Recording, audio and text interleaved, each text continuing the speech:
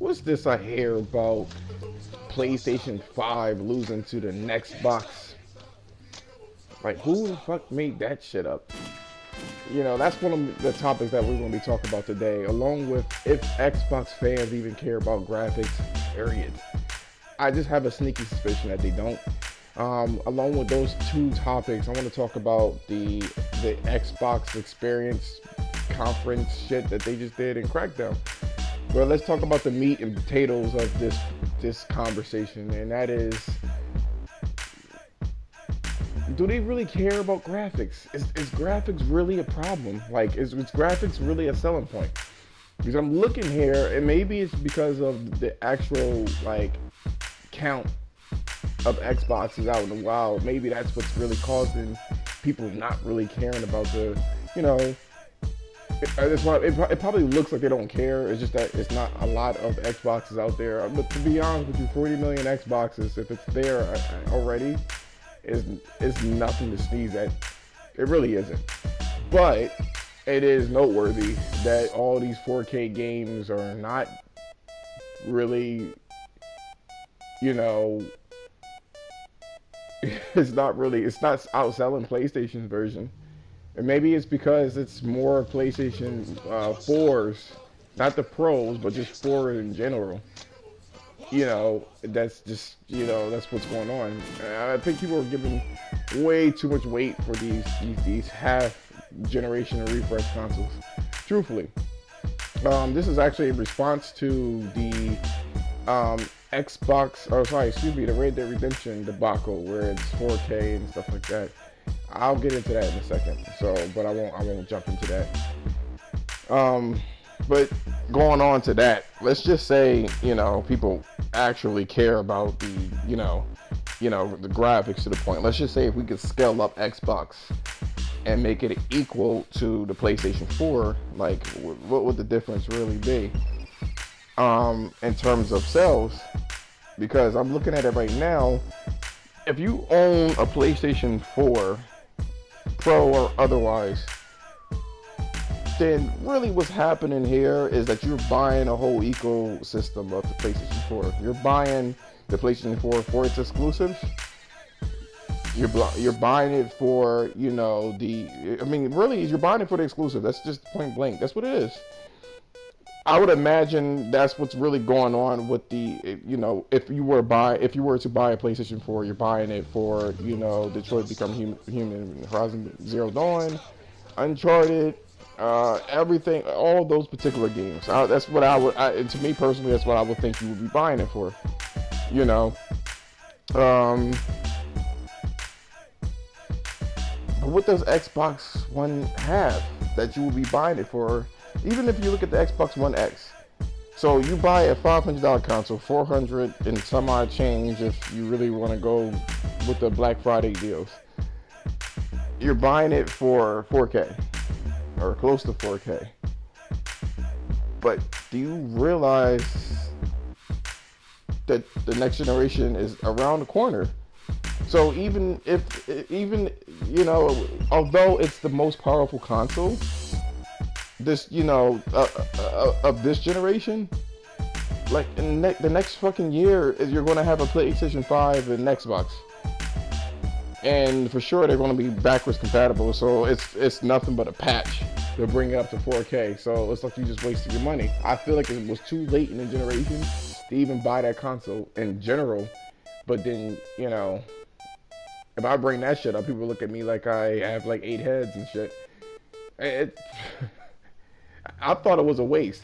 The only reason why I got a Pro, to be honest with you, is that it runs quieter than the original PlayStation 4, and it had a bigger hard drive, and it had physical buttons, because the touch buttons, they were so sensitive that, like, if the shit would heat up, which it does, it gets hot, it would actually eject my discs.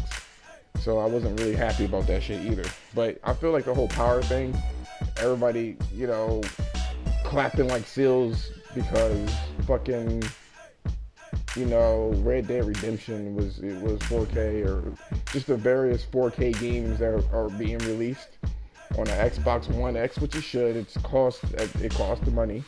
It should run it. run current gen at 4K. And not all of them run at 4K. Consequently, I saw, what was that? The Hitman game does not run, it runs at 4K, but runs terribly, 25 frames a second. And then there's other games like Mass Effect. They just recently had a patch for 4K, and it's checkerboard rendered. You know what I mean? It's just certain games doesn't run well, you know, just in general, like their engine is just not that great. So, anyway, I just came out of a podcast regarding the Xbox One experience, and they kind of like, you know, they show Crackdown, and then they show that they bought 2 development companies, and it was a really productive, you know, podcast. It's, you know, the bottom line is this, right? People are like, okay, what did you expect and shit like that, and I don't want to go too much into it because that's not really my topic of discussion. I don't care, you know, what's really going on with them, you know, and their games. I mean, it's I do care to a degree, because I'm straight up lying to you. I do care to a degree, you know, because it makes for excellent content, you know, and seeing what they're doing, and it keeps Sony and Nintendo on their toes. So unfortunately, you need that dynamic of competition, or else they become complacent, these companies. So it's fine, but like, they're not really, I don't know why anybody would be excited for that particular, you know, experience. They pay people to clap and be like really like, you know, excited for it, supposedly, like the same thing they do with talk shows and stuff, where you have like an applause cue and stuff like that. And to me, that's super dishonest. In general, I know that makes for it, but like, if people are chanting Sea of Thieves, and that's not even, that wasn't a great rated game. You know, people don't really care about that game. You know what I mean? And then the development of Obsidian and this other fucking, I don't even know what the fuck it is. You know, people are constantly saying, give it a chance, give Xbox a chance. You're too hard on it. You're too hard on it. No, I'm not too hard on it. You don't even have an Xbox. Why do you even care? I care because it drives competition. It really does. You know what I mean? The better they do, the better my favorite platform does. Yeah, I do have a preference, and it's PlayStation. Obviously it's PlayStation. But when they're so complacent, you know what? It's I can't even say all that. Really, what's throwing me off is the fact that people are constantly in PlayStation's business. You know, well, PlayStation fans' business, and what we should like and what we shouldn't like, and the Pro doesn't have this 4K, which was never promised, or you know what I mean. Their exclusives aren't that good, or it's all third person and all of this shit. Why? Like, is it because you don't have the games? Is that what it is? I don't understand why they are the squeakiest wheels when it comes to like PlayStation shit. I don't get it.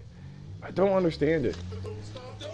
But whatever. I mean, I don't think it bodes well. And just lastly with to wrap up this particular video, honestly, is PlayStation 5 going to be like, you know, hindered by the competition? You know, once they launch on equal footing, same pricing and stuff like that, would it really matter? Would it really matter? No. Sony spent the last 25 years building their development, building their brand.